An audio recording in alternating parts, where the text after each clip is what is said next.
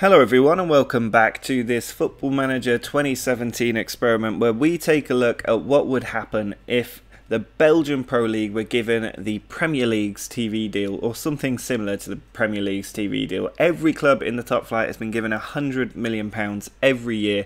We're now up to the year 2050, so every club has had well over £3.5–4 billion extra pumped into it, and it's resulted in the Belgian Pro League moving up into third place in the competition reputation rankings. So that is pretty good as a return on that investment, but they've only won a few Europa Leagues after going so long without winning any.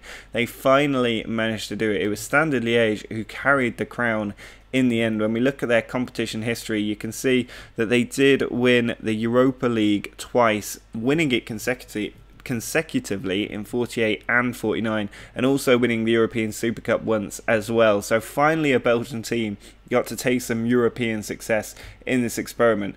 Now today what we're going to do is jump forward about 20 years, maybe a little bit over or under, but I'm going to let the game run and we're going to go forward about 20 years in time and then take a look at how the Belgian team are doing, because a lot of you are desperate to see how they do in the Champions League and if they can win that Champions League finally. So if a Belgian team wins the Champions League in this part of the experiment, I will end the experiment there because I think that would be a nice crowning glory on what has been a very fun experiment. So let's go forward now and see how they're all doing. Well, we are now in the future, and you might notice that we went a bit more than 20 years. We went 32 years into the future. We're now in the 12th of January 2082, so we've gone forward a long time. Now that wasn't deliberate, I just left the house and left the laptop running. That's how long it went for, 32 years in time. And you can see the Belgian Pro League now up in second place. I am going to have a look at the competition reputation screen. This is something that was suggested in the comments for me to do. Now these are the European leagues. As you can see, the Belgian Pro League up there at the moment. If we take a look at the nation club coefficients, you'll see that that is why the Belgian team is up there. 21, 17, 18, 18, 19, 14 has given them a coefficient of around 96 or 88 for the following year, depending on how the changes go. They're still a good 6 points above Spain and well clear of the likes of France and Italy, so they've established themselves very much at the top. But you can see the Premier League 24.000 in the 77-78 season has done wonders for them, leaving them well above the rest of the field. But the Belgian clubs really trying to fight their own. And if we have a look at the club coefficients as well, the biggest teams in Europe according to the Champions League rankings, you can see Club Brugge now up in 9th place, so they've really established themselves at the top seat of European football, alongside or above the likes of Arsenal, City and Manchester United. They are right up there. Mechelen there as well, Ostend also on there, or Ostend, and Standard Liège up there as well, so, and Genk. So quite a few Belgian teams appearing towards the top of the list. You can see there's a lot more the further we go down as well. So Belgian football very much right at the top of its game at this point. Now if we take a look at the past winners, I think might be the easier way to look at this when we've gone so far forward in time, and you can see one club absolutely dominating. We left off in the 49-50 season. Club Brugge had just won 6 straight titles. They won a 7th, Mechelen won one, but then they went on a phenomenal period of dominance. Look at that, before Mechelen managed to come back and win one more. But since then it's been Club Brugge all the way. They are the biggest team in Belgian football by far. The variations in the league now pretty much disappearing. Mechelen though have won the last 2 league titles, and it is definitely these two clubs who are the biggest. I mean, they've dropped right down to 4th place. But you can see their reputation right up there now. And if we look at the club details, reputation 8692, finances 283 million in the bank. They are doing very, very well. So that is quite good that a team has managed to dominate to this extent. And if we have a look at their competition screen and then the Belgian Cup as well, and take a look at the past winners of this competition. I know people have pointed out a few times in the comments, but for those of you that haven't seen, the Belgian Cup has been the highest ranked competition for a very, very long time, usurping the FA Cup quite some time ago, maybe 50 years ago at this point. And if we look at the past winners here, you can see this is a lot more varied. I mean, Kortrijk seem to love this competition, but Club Brugge doing a little bit better towards the latter years. of this experiment. Mechelen winning a few as well, but mainly Kortrijk and Club Brugge who appear the most. Genk also appearing in there as well. And I also want to take a look at the transfers screen. Now, this going to look at this in two different ways. The first one is to look at the Belgian transfers, which we can see on a seasonal basis. If we just drop back, you can see that the biggest transfers are still clubs leaving or players leaving Belgian teams, and Monterrey, who are in the Mexican First Division, have for some reason spent £42 million on a player from Mechelen. What is going on in the Mexican First Division? I mean, it's been won by Monterrey every year, but they are looking incredible right now. They've got a worldwide reputation. What on earth has happened here? I honestly do not understand how this happened. They've won the Club World Championship 13 times now. If we look at their competition screen, you can see this has all happened recently. They've just absolutely exploded onto the scene. We look at their club details as well. The reputation is fantastic. The finance is very good, and they've got a sugar daddy. That would be the reason why.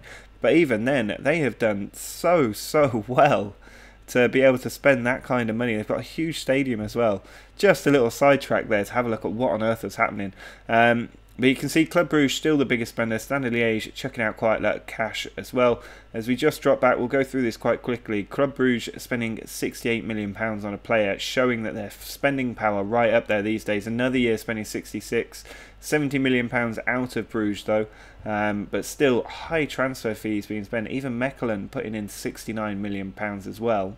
And if we just go through this a bit quicker, just to give you a quick view through these numbers, you can see it's usually a player leaving the country that goes to the biggest transfer fee, but that was always the case when we first started this experiment. It's good that Club Brugge are competing at the highest level. You can see £64 million, signing a player from Barcelona, absolutely going for it, and that's with a couple of other big transfers in there as well. So that's why they've been able to establish themselves right at the top. If we just quickly go through and look for any more huge headline figures, you can see £84 million on a player from Bayern and £72 million on a player from Arsenal. That year they spent a fortune. That's a huge amount of money, £200 million easily being spent on players. And you can see that just continued, going right back to the time that we left off in 49-50. Now, the other screen that somebody asked me to take a look at was the world transfer screen. Now, this is a bit of a frustrating screen to use because they do it on a monthly basis because the transfer windows are different all around the world. So we're just going to focus, I think, on August. And looking at last year, you can see Real Madrid, the two biggest transfers, but Club Brugge in there as well, with a couple of signings. If we actually drop back to July, you'll see Club Brugge actually did most of their spending in the month of July, but they are appearing right up on this top page.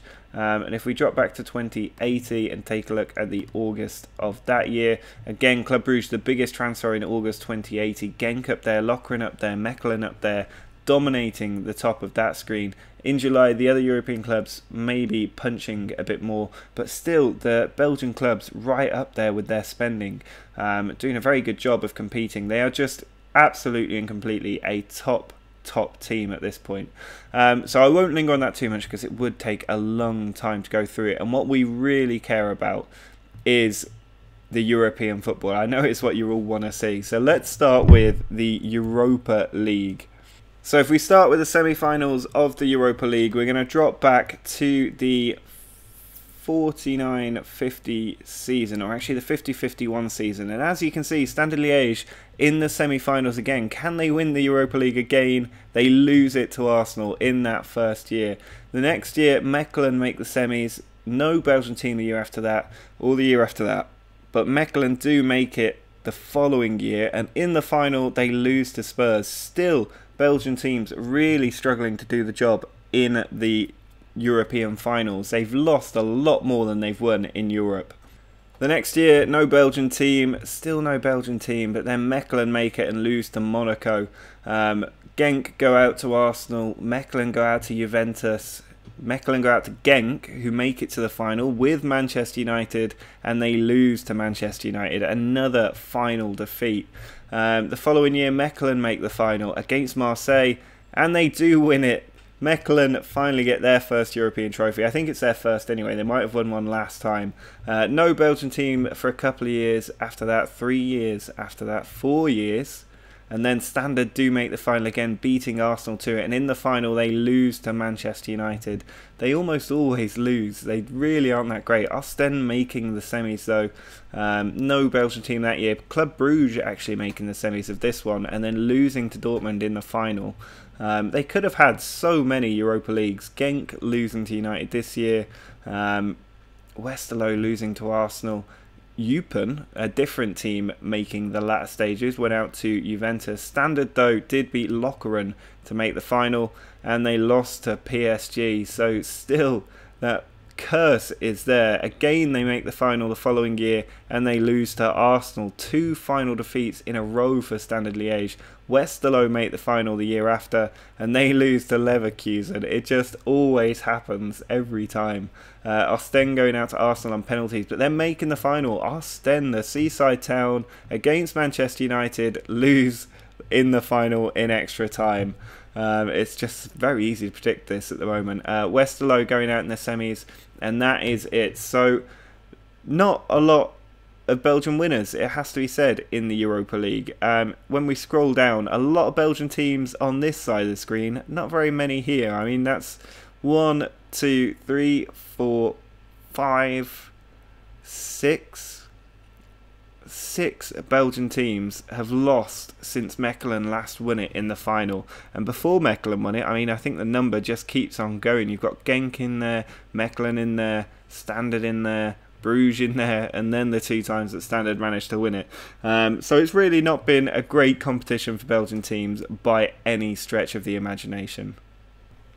Now in the Champions League, we are again going to stick with the semi-finals, which means we should be able to run through this a little bit quicker. No Belgian teams qualifying for any semi-finals in the first 5 years. Still none of them popping up in here. Club Brugge do make the semis in 58-59. Remember, we're in the year 1982, so they've only got another 22 semi-final screens to run through, but they lost to Man City this time. The following year, nobody in there. And then they do it. Club Brugge beat Chelsea in the semi-final. They're against Real Madrid. Is this the chance? I mean, what a way to do it. Beating Chelsea, and then they have to beat Real Madrid in the final of the Champions League. What do we think? Drop a like on the video if you want Belgium to finally win the Champions League. But here we go. And they do it. They've beaten Real Madrid 1-0. Absolutely sensational. I don't think that, yeah, there's no way to have a look at this fixture. It was so long ago. But they managed to do it. A 1-0 win over Real Madrid. I think I'll go to the individual screen of Club Brugge where we might be able to get who scored the winning goal for Brugge in that game. But it was 20 years ago that Club Brugge won the first Champions League, I think ever, for Belgium. Absolutely sensational. I'm so happy they've managed to do that. We'll just skip through the finals now to see if any other Belgian teams made it in the next 20 years. Nobody at the minute. I think it might be their only one. Having a look at this. Still going. And no one.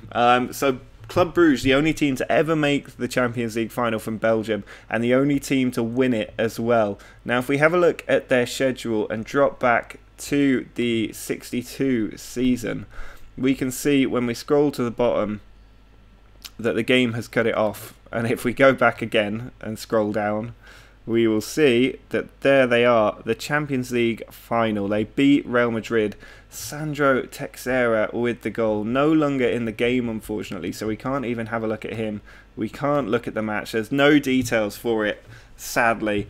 But that is fantastic. Sandro Teixeira, undoubtedly a legend of Belgian football now. The only time a Belgian team has ever won the Champions League. Absolutely sensational stuff, it has to be said. And I think I will end this experiment there. I don't think there's anything else worth lingering on. It's worth noting that Club Brugge Stadium now holds 90,000 people though. And if we have a look at the Belgian Pro League's facilities, just one last thing to take a look at. You can see there's quite a lot of big stadiums in there.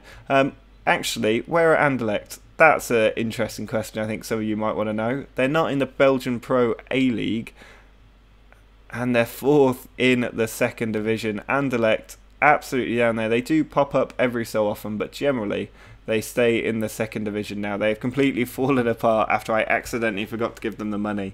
They could have been the Club Brugge of this experiment had I given them all that cash, because they actually won it for the first 5 years of this experiment. But instead, they were down in the second division, missing out on all of that potential domestic and European glory. But that is going to be it for this experiment. Now, a lot of you have been asking for the save files. I am going to upload them. They will be in the description. I'll link to them and in the comments. They might not be there straight away. It depends on how long the files take to upload, because I think they're probably going to be quite big at this point in the game. But I'll put in the very first year and I'll put in the very last year. So if you want to try and build up a Belgian team with all that cash in your first year, you can do that. If you want to do it in the last year, you can do that as well. But I will say that because this is an edited database, I don't know if it will work for you. I'm going to put in the save file, and if I can find where the database file is, I will put that in there as well. If the links aren't in the description, let me know in the comments if you know how to do that, and I will make sure I do it in the future. But that is it for this experiment. Drop a like on the video if you've enjoyed this experiment. Make sure to subscribe if you're new to the channel, and until next time, see ya.